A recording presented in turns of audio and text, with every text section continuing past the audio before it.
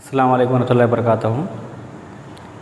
जैसा कि हमने पिछली मश्क में मश्क नंबर 1.2 के सवाल नंबर 1 और सवाल नंबर 2 को हल किया था, तो हम उसी को आगे बढ़ाते हुए सवाल नंबर 3 को हल करेंगे। सवाल है यहाँ पर बोर्ड पर देखिए, किसी तबई अदद n के लिए जांच कीजिए कि आया 6 की क़ुव्वत n क्या सिफर पर ख़त्म हो सकता है। यानी कि यहाँ पर जहाँ पर क़ुव्वत दी गई है n, यानी कि यहाँ पर आपको क्या लेना होगा, तबई अदद लेना होगा और जिसका जो नतीजा आएगा क्या वो सिफर पर ख़त्म होता है क्या, हमें इसकी जांच करना है। तो चलिए इसको हल करते हैं। 6 की क़ुव्वत n यानी कि तबई अदद पहले कहाँ शुरू होते हैं, तबई अदद 1 से शुरू होते हैं।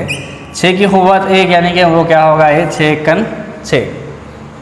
दोबारा से अगर हम 6 की n की जगह यानी कि 1 के बाद क्या आएगा, 2 आएगा। अगर हम इसको 6 की क़ुव्वत 2 यानी कि क्या होगा, ये 6 ज़रब 6 होगा।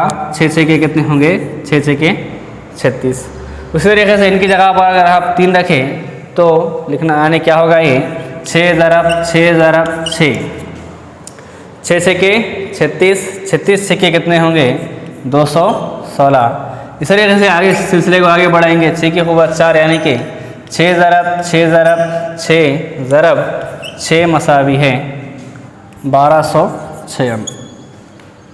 तो जैसा कि आप देख सकते हैं कि यहाँ पर अगर हम 1 2 3 4 एक हज़र दर्ज करने पर हमें क्या हासिल हुआ, इकाई के मुकाम पर, यानी कि यहाँ पर भी 6 है, यहाँ पर भी 6 है, यहाँ पर भी 6 है, यहाँ पर भी 6 है।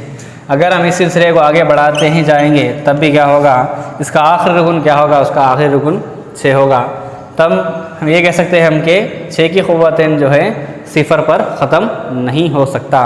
पढ़ते हैं अगले सवाल की जानिब। वजाहत कीजिए कि क्यों 7 ज़रब 11 ज़रब 13 जमा 13 और 7 ज़रब 6 ज़रब 5 ज़रब 4 ज़रब 3 ज़रब 2 ज़रब 1 जमा 5 मुरक्कब आदाद है। मुरक्कब आदाद यानी कि ऐसे आदाद जिनको हम 2 से ज़्यादा अज़द ज़रबे की शक्ल में हम लिख सकते हैं, वो क्या कहलाते हैं, मुरक्कब आदाद कहलाते हैं। और मुफर्रिद आदाद मिसाल के तौर पे 3 एक मुफर्रिद आदाद है, तो हम उसे जो है अज़द ज़रबी यानी कि 1 ज़रब 3 या 3 ज़रब 1 लिख सकते हैं, यानी कि ये कितने हुए अज़द ज़रबी, इसके 2 हुए। अगर 2 से बढ़ के अगर किसी अदद के अज़द ज़रबी होंगे तब वो अदद मुरक्कब अदद होगा और उसे हम गैर मुफर्रिद अदद भी कह सकते हैं। तो हमें यहाँ पर हल करके बताना है कि वजाहत करना है इसकी कि ये जो है गैर मुफर्रिद आदाद है। देखिए यहाँ पे पहला सवाल क्या है, 7 ज़रब 11 ज़रब 13 जमा 13। अब इन सवाल में यहाँ पर ये एक अदद है, यानी कि इसको ज़रब की शक्ल में लिखा गया है, और एक अदद जो है जमा की शक्ल में एक अदद है। तो हम इसे हम 2 अदद फर्ज करेंगे। अब ये अदद में और इस अदद में क्या सेम है, 13 सेम है। हम 13 को हम क्या करेंगे, कॉमन लेंगे। तब यहाँ पर क्या बचा, 7 ज़रब 11 ज़रब 13 को हमने मुश्तरक ले लिया है, तो क्या बचेगा यहाँ पर 1 जमा 13 को हमने मुश्तरक ले लिया, क्या बचेगा वो यहाँ पर 1। जैसा कि आप देख सकते हैं कि अदद 13 और 78 के ज़रब की शक्ल में है, और 78 क्या है, एक गैर मुफर्रिद अदद है। तो हम ये कह सकते हैं कि 2 आदाद की ज़रब की शक्ल में हम लिख सकते हैं इसको। अगर आप चाहें तो इससे क्या कर सकते हैं, 78 को फैला भी सकते हैं, तो ये अदद क्या होगा, ये अदद जो है गैर मुफर्रिद अदद होगा। अगली बिट है इसके अंदर 7 ज़रब 6 ज़रब 5 ज़रब 4 ज़रब 3 ज़रब 2 ज़रब 1 जमा 5।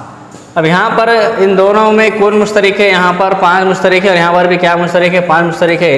5 को कॉमन लेने पर 7 ज़रब 6 ज़रब 4 ज़रब 3 ज़रब 2 ज़रब 1, यहाँ पर क्या है, यहाँ पर जमा में 1, क्योंकि हमने 5 को क्या करा था, मुश्तरक लिया था। तो यहाँ पर देखेंगे तो ये भी क्या हासिल हुआ हमें, 2 आदाद के हासिल ज़रब की शक्ल में है। तो ये भी क्या होगा, ये जो है आदाद क्या होंगे, ये आदाद गैर मुफर्रिद आदाद या क्या होंगे, या मुरक्कब आदाद होंगे। बढ़ते हैं अगले सवाल की जानिब। सवाल है, आप किस तरह साबित करेंगे कि 17 ज़रब 11 ज़रब 2 जमा ब्रैकेट 17 जमा 11 ज़रब 5 एक मुरक्कब आदाद है, यानी कि 2 आदाद के हासिल ज़रब की शक्ल में है या उससे बढ़ के आदद की ज़रब की शक्ल में है, तो वो क्या आदद होगा, वो मुरक्कब आदद होगा। चलिए इसको हल करेंगे हम। सवाल क्या है, 17 ज़रब 11 ज़रब 2 ब्रैकेट जमा 17 ज़रब 11 ज़रब 5। अब यहाँ पर इन ब्रैकेटों में सेम क्या दिखाई दे रहा है आप लोगों को, वो है 17 ज़रब 11 और 17 ज़रब 11। तो हम क्या करेंगे, 17 ज़रब 11 को हम क्या करेंगे, मुश्तरक ले लेंगे। तब यहाँ पर क्या बचेगा, यहाँ पर 2 अलामत क्या है, जमा। 17 ज़रब 11 को हमने मुश्तरक ले लिया है, तब यहाँ पर क्या बचेगा, यहाँ पर 5, यानी कि क्या बन जाएगा ये 17 ज़रब 11 ज़रब 2 जमा 5 कितने होते हैं, ब्रैकेट 7, यानी कि ये अदद भी क्या हुआ, ये अदद मुरक्कब अदद की शक्ल में हमें हासिल हुआ। सवाल है यहाँ पर 6 की ख़ुबत 100 का आखिरी हिस्सा क्या होगा। 6 की ख़ुबत 100 का आखिरी हिस्सा, यानी कि यहाँ पर देखेंगे पहले 6 की ख़ुबत 1 रखने पर हमें क्या हासिल हुआ, 6 की ख़ुबत 2 रखने पर क्या हासिल होगा, 6 ज़रब 6, यानी कि 6 के 36। 6 की ख़ुबत 3 रखने पर क्या हासिल होगा, 6 ज़रब 6 मसावी है 216। अगर 6 की ख़ुबत 4 रखें तो क्या हासिल होगा, 6 ज़रब 6 मसावी है 1296। हमें क्या करना होगा, अगर हम 6 की ख़ुबत 100 अगर हमें हासिल करना है तो हमें 6 को जो है 100 मरतबा लिख कर उसे ज़रब देना होगा। उसके बजाय हम ये यहाँ पर गौर कर सकते हैं कि हर अदद के इकाई के मुकाम पर क्या दिखाई दे रहा है, आप लोगों को 6 दिखाई दे रहा है। तो 6 की ख़ुबत 100 का आखिरी हिस्सा भी क्या होगा, वो क्या होगा, वो 6 होगा।